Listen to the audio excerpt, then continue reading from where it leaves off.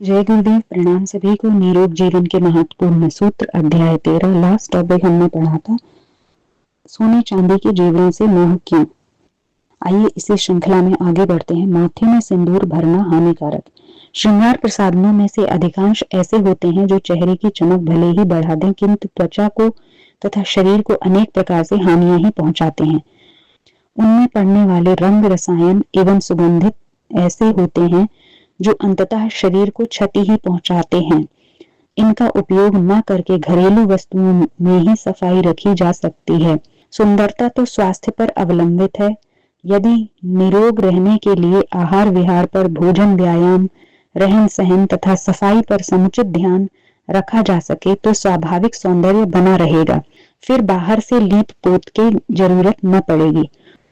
होठों की लाली और नाखून रंगने की पॉलिश उन स्थानों तक ही अपना प्रभाव सीमित नहीं रखती, वरन आगे बढ़कर भोजन व पानी के सहारे पेट तक पहुंचती है और अपने साथ घुले हुए अनुपयुक्त रसायनों को भी पेट में, आंखों में, नाक में तथा अन्य मर्म स्थानों तक ले जाती है। उससे अंततः हानि ही होती है। बढ़िया समझे जाने वाले साबुनों और क्रीमों में से अधिकांश में चर्बी का सम्मिश्रण होता है।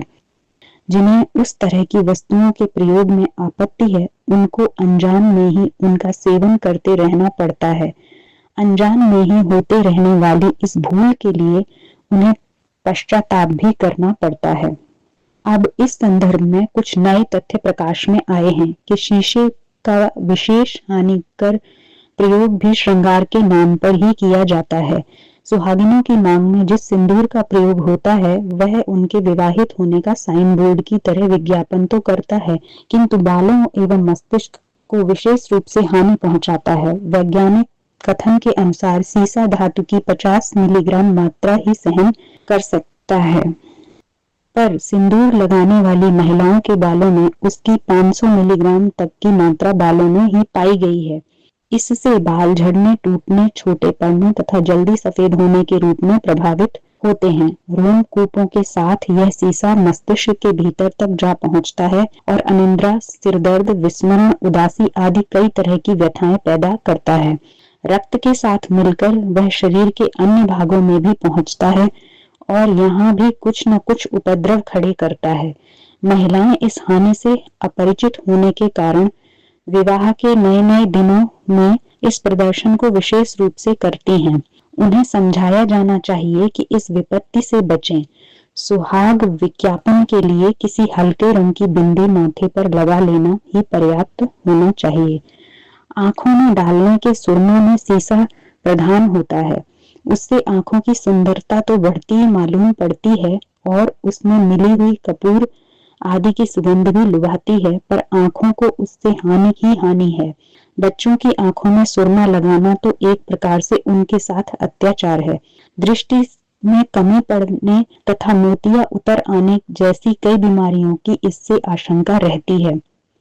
बर्तनों पर शीशे की कलई करा लेने से वे चमकने लगते हैं और खटाई आदि के खराब न होने की बात भी सोची जाती है। इसका कितना महत्व है इसे तो प्रयोक्ता ही जान सकते हैं, पर इतना निश्चित है कि शीशे का अंश भोजन में सम्मिलित होता रहता है और उसकी थोड़ी मात्रा भी स्वास्थ्य को आघात पहुंचाती है।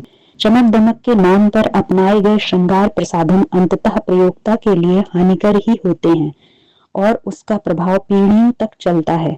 सिर में बहुत सिंदूर भरने वाली महिलाओं के लिए दूध में भी वह विकार जा पहुंचता है, जिससे उनके बच्चों के स्वास्थ्य को भी आघात लगता है। तो आज के टॉपिक में हमने पढ़ा कि जो महिलाएं सिंदूर लगाती हैं उसमें शीशे की मात्रा जो होती है वो बहुत अधिक होती है, जो हमारे स्वास्थ्य के लिए बहुत हानिकारक है, क्योंकि हमारा शरीर 50 मिलीग्राम तक की शीशे की मात्रा को सह सकता है, लेकिन उसमें तथा जो सुरमा मिलता है उन दोनों में ही चमक के लिए उसे डाला जाता है, लेकिन उसकी अधिक मात्रा हमारी आंखों को और सिंदूर में जो शीशे की मात्रा है वो हमारे बालों को नुकसान पहुंचाती है और त्वचा के साथ वो हमारे ब्लड में भी जाती है, जो बहुत हानिकारक है। अतः इस तरह के सौंदर्य प्रसाधनों का प्रयोग नहीं करना चाहिए। आज के लिए इतना ही। जय गुरुदेव। प्रणाम सभी को।